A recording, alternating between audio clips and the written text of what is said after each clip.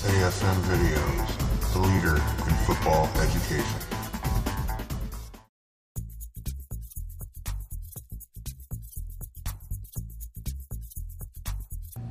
Hello, I'm Mike Sweatman. I'm a special teams coach, or at least a former special teams coach, and today I'd like to talk about a very important subject.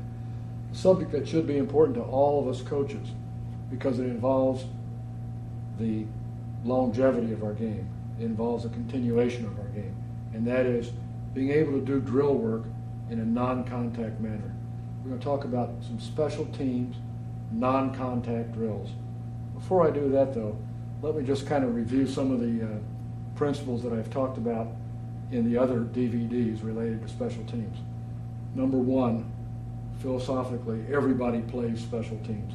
You have to involve your entire roster. You have to involve your entire coaching staff. Get everybody involved. Have that head coach emphasize the special teams. Make everybody part of it. Make it a force that brings together that offensive unit, that defensive unit, so that your special teamers are truly special, and they are and do earn the right to be called teamers. Let's go to the whiteboard for a minute.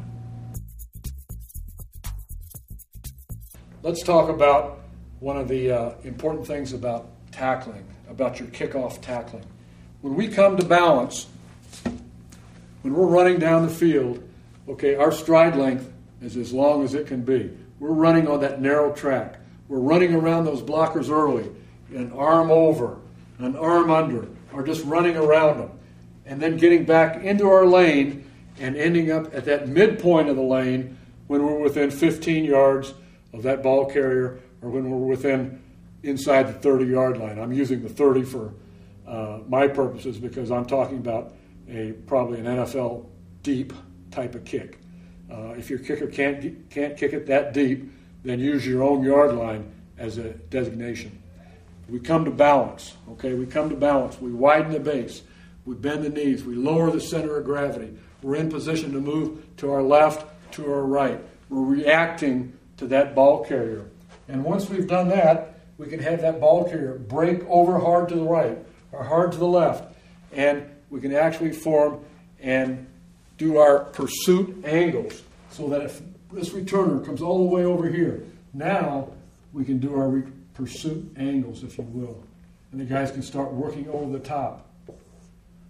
Much like your defensive pursuit drills, pursuit angle drills. You can start teaching that. Again, without pads, without contact, in a situation where you're teaching your players how to work in their workplace, how to work on the field, where they're going to have to actually do this and playing off of one another. It's really important to do this, guys. And, I can't emphasize enough on how early you probably need to start doing some of these special team drills. And I understand that when the 2 days rolls around, when the season rolls around, you've got your offense, you've got your defense, you've got all these positions, you've got all these